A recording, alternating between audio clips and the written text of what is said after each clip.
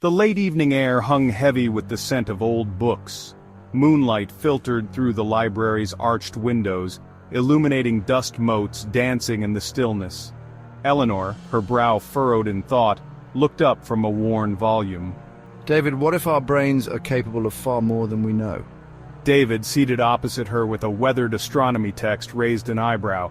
He knew Eleanor, a neuroscientist, was fascinated by the brain's mysteries. What do you mean? Eleanor tapped the book, her finger landing on an intricate diagram of the human brain. We only use a fraction of its potential, they say. But what if that unused potential holds the key to other realities, other dimensions? David leaned back, considering. The vastness of space, he knew, paled in comparison to the uncharted territories within the human mind. Intriguing, tell me more. Eleanor's eyes gleamed with excitement. Think about it. We experience the world through our senses, right?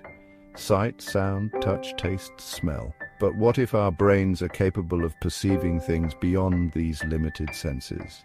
Like a sixth sense? Perhaps, or something even more profound. What if our consciousness, our very being, is just one small facet of a much larger multidimensional reality? David contemplated the idea. He had spent years studying the cosmos, the vast expanse of the universe. Yet the human brain, a 3-pound organ within his own skull, seemed just as vast, just as filled with unknown wonders. Eleanor continued, her voice taking on the cadence of a lecture. There have been breakthroughs, studies on near-death experiences, for instance. Some patients report vivid memories, out-of-body experiences, even encounters with deceased loved ones. But those could be hallucinations, right? Possibly. But what if they're glimpses into another realm of existence, a realm our conscious mind normally can't access? David remained silent, his gaze drawn to the intricate constellations charted in his astronomy book. Were there unseen forces at play, both within the human mind and in the vast expanse of the universe? Our brains are a symphony of electrical impulses, firing across trillions of neural connections. We're only beginning to understand how this complex orchestra creates our perception of reality. David nodded, recalling his own research on the cosmic microwave background radiation, the faint afterglow of the Big Bang. It's like trying to understand the universe by studying a single grain of sand. Exactly, and just like the universe, our brains are full of dark matter, so to speak, areas we haven't even begun to explore. David felt a shiver run down his spine. The thought of these unexplored regions, teeming with unknown possibilities, was both exhilarating and unnerving.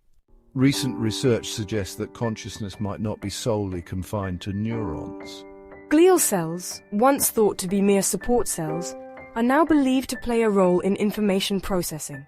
So there's more to the brain than we thought. Much more. There's evidence that the brain's electromagnetic field generated by neural activity might also influence consciousness. David's mind raced. If the brain's electromagnetic field could influence consciousness, could it also interact with other fields, perhaps even those beyond our current understanding? Section 6. The quantum brain. Some physicists believe that quantum mechanics, the strange world of subatomic particles, might play a role in consciousness. Quantum mechanics. But that's a realm of uncertainty, of possibilities rather than certainties. Precisely. And isn't consciousness itself a realm of uncertainty, of subjective experience? David pondered this, the weight of the unknown pressing upon him. Could the human brain, a product of the universe's evolution, be capable of tapping into the fundamental nature of reality itself? Section 7. Echoes of the universe. Think about it. The human brain is made of the same elements forged in the hearts of stars. We are quite literally stardust. David felt a sense of awe wash over him. The interconnectedness of it all, from the smallest subatomic particle to the vast expanse of the cosmos, was breathtaking. Perhaps our brains are more than just organs. Perhaps they are receivers attuned to the music of the universe, to dimensions beyond our perception. David looked at Eleanor, her face illuminated by the moonlight, and felt a profound sense of wonder. Was she right? Were they on the cusp of unlocking the greatest mystery of all, the nature of consciousness itself?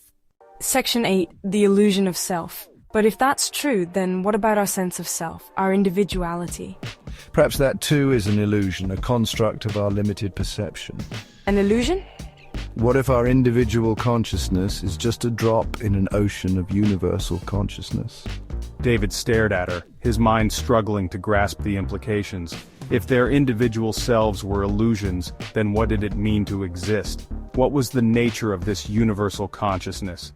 The silence stretched between them, filled only with the rustling of pages and the distant chiming of a clock. The weight of the unknown, the sheer vastness of the questions they had unearthed, was both exhilarating and terrifying. So, where do we go from here? Eleanor smiled, a slow, enigmatic smile. We keep searching, David. We keep asking questions, pushing the boundaries of our understanding.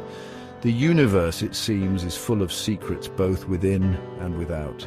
And as the night deepened, they sat together in the stillness of the library, two souls united by a shared sense of wonder, forever bound to the unending quest for knowledge, for the secrets of the human brain and the mysteries of consciousness.